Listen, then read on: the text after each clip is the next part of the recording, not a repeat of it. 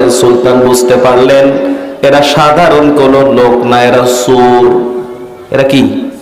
চোর। একজন আরেকজনের ডাক দিয়ে বলছে, ভাই জীবনে তো মেলা চুরি করলাম, কিন্তু চোরই থাকলাম, কপাল তো কোনোদিন পরিবর্তন হলো না। আরেকজন ডাক দিয়ে বলছে, বন্ধু ঠিকই বলছো, এই শেষরা চুরি আর আমরা করবো না। আমরা যদি চুরি করতে হয় এবার কায়দা মতো এই এলাকার বাদশা, ওই বাদশার বাড়ি চুরি করব। যদি বাদশার বাড়ি আমরা চুরি করতে পারি, জীবনে কোনোদিন আমাদের আরে কাজ করে খাওয়া লাগবে না।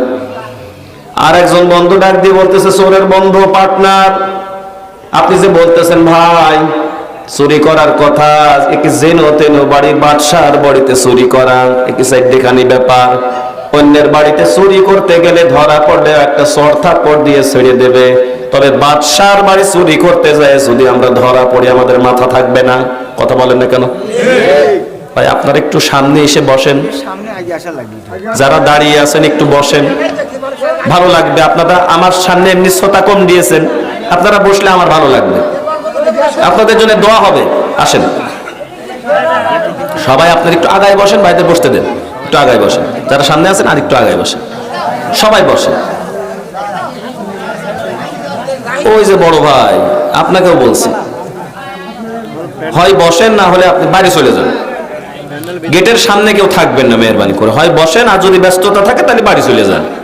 শৃঙ্খলাটা রাখেন, যদি বসতে নাই চান তাহলে বাড়ি চলে যান আমার ভাই।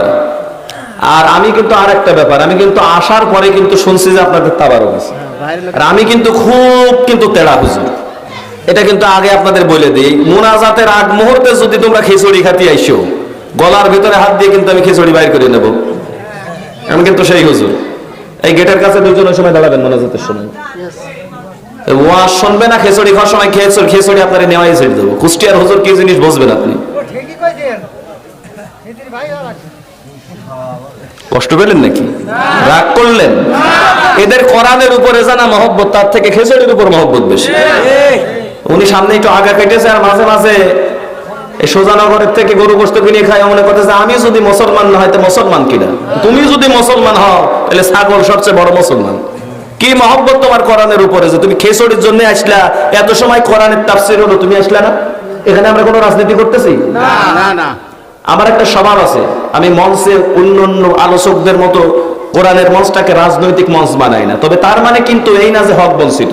আমার নামে 2টা মামলা আছে, আমিও 61 দিন জেল খাটছি। তার মানে মনে করেন না যে হুজুর মানে তেলতেলি হুজুর, কিন্তু এটা তাফসীর মাহফিল। সুতরাং